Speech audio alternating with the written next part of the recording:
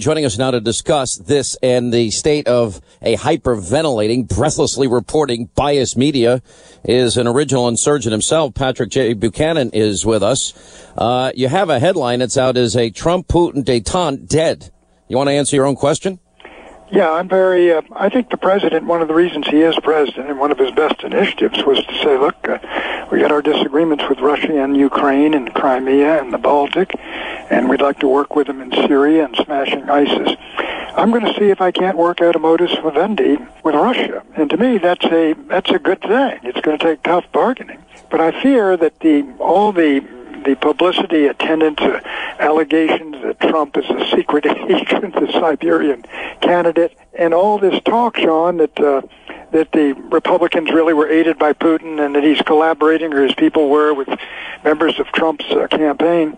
I think it may have made it almost impossible to sit down for tough, realistic negotiations the way that Nixon did at Reykjavik and Nixon did in Moscow and Yalta, and that Reagan did at Reykjavik. Well, Reagan got up and walked away from the meeting. I mean, that was a pretty profound moment, but it also led to some real peace. Right there when he walked out. I saw him walk out of that room and come out of Hofke House, Sean. But on the plane, how shocked was? Well, now I got to ask you. They're going to come back. They want to get rid of the intermediate nuclear weapons you put in Europe, and they were going to have. They want to trade. And that November they had a deal. What was Gorbachev's reaction when Reagan stood up, said "Yet" and walked out? I didn't see him say that right there, but I saw him come out of the room, and they moved out of Hofke House and went to the car, and Pete Sousa, I believe, was the photographer up there. I was in the car right behind Reagan's, and Reagan and Gorbachev were saying goodbye, and as Pete talked to him, he got in my car, and he got in the front seat, and I said, what did they say? And he said, Reagan, I don't know what I could have done differently, Gorbachev said something like, and Reagan said, you could have said yes. And what ticked Reagan off was that he had been sandbagged. He'd really cut a deal, and it was a questionable deal for getting rid of all these nuclear weapons. But then when he went down to the meeting late on Sunday for the last meeting, Gorbachev said, by the way, you're going to have to throw SDI into the deal. And that, so Reagan, the sandbagging, that's what set, he felt he'd been double-crossed, he'd been led up the primrose path, and all of a sudden this last-minute demand is being made by someone who in effect is going to say, if you don't give in, you're going to have to blow up the summit or give in. Reagan he walked away. To the plane. You know what? It really is a great moment. It's a great moment in negotiation history. How should the U.S. deal with the issue of Crimea and Ukraine now? I mean, it's all said and it's all done. There's been no consequences, so to speak. Well, here's the thing: the Crimea, you're not going to get it back. I mean, the Russians can't give it up. Putin can't survive and give that up. I mean, if he did give it up, all the support he's got in Russia would abandon him immediately.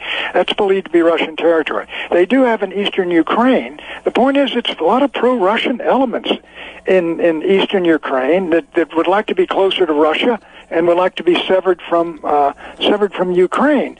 I think you can work out truces and maintain more autonomy in southeast Ukraine for these folks, Donetsk and Luhansk. They can't secede and create a new state, but I think that Putin is willing to deal on that. And frankly, we got a lot of troops and missiles and things up there. We're moving into the Baltic area, and Russia's in Kaliningrad. I think you could do a deal to sort of cut back on that and then go work together in Syria.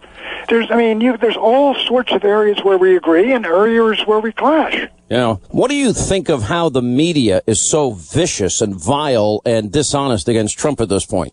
I don't understand. On Russia, it's astonishing. I mean, they used to criticize and condemn us back in the Cold War days for being hardliners and looking for a war and all the rest of it, that we wouldn't negotiate with the Russians. They complimented Jack Kennedy when he went to American University, said, look, we're 6 months after the missile crisis, and said we're going to have to deal with these folks. So I think this hostility, I think it is almost mortal. I think they really believe they can take this guy down. They despise him.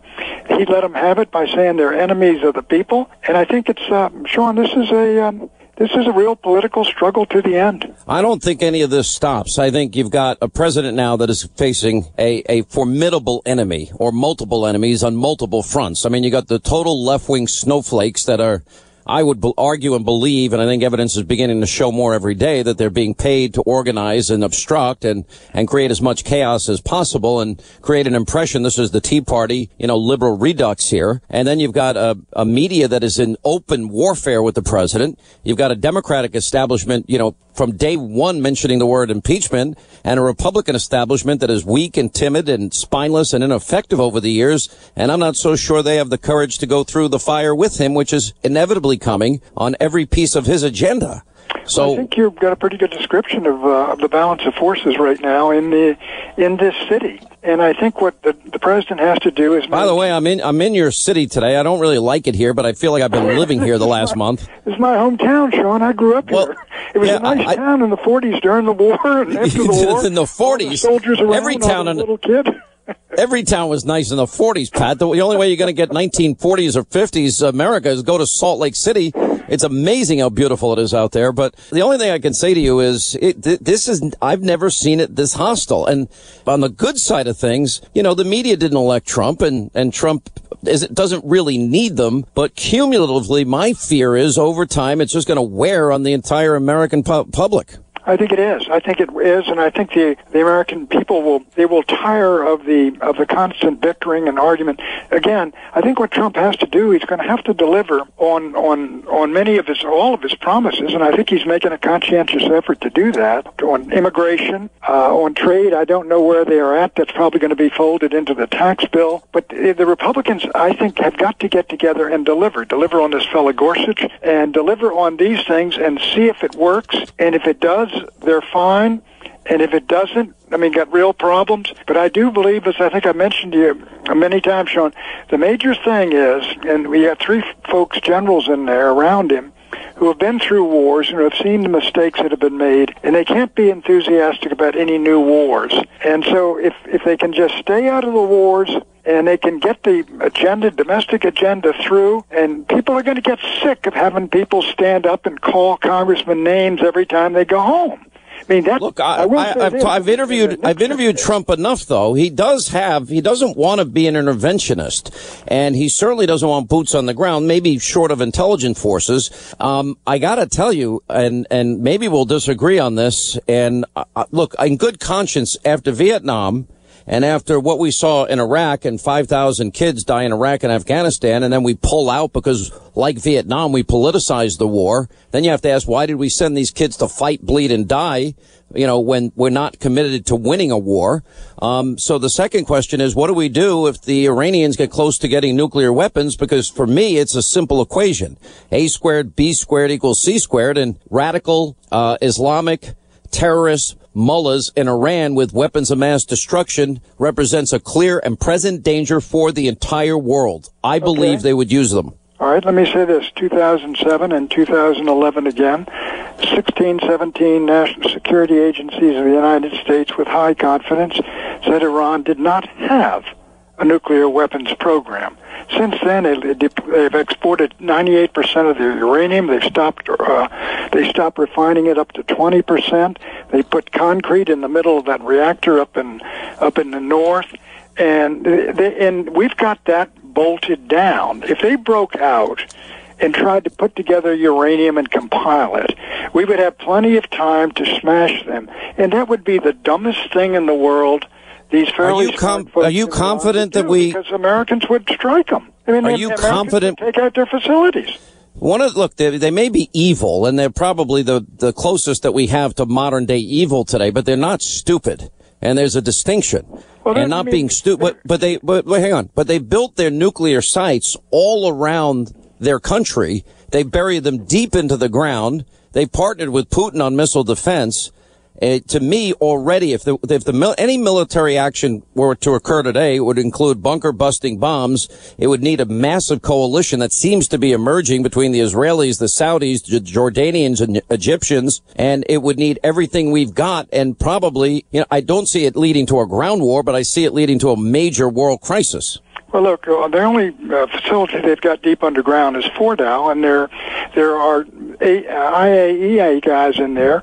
They are no longer enriching to 20%, which they did in that underground facility. And if they kick the guys in there that are covering it if they kick them out and start doing this, they're headed down the road to a confrontation. If the Americans didn't do anything, the Israelis wouldn't let them get a bomb. Some of the Israelis are saying we got a good deal on the nuclear deal. Look, but what happened? I got to take a break. Hang on a second. I don't know any Israeli that's saying that Iranian deal was a good deal. Nobody's saying that I know of. But hang on, Pat Buchanan with us. All right, as we continue, Patrick J. Buchanan is with us. All right, let me go back to the forces that are battling Trump, the snowflake leftists, Occupy Wall Street, Black Lives Matter, the people out in the streets. Then you add the Democratic establishment, a corrupt and biased, abusively so, media propaganda establishment, and then you have the weak Republican establishment. Now, if I had to guess, my great disappointment may ultimately come from the Republicans. I had an interview with Paul Ryan the other night. I don't know if you saw it. I hope you did. And in it, I got him to agree. He agrees with the Trump agenda.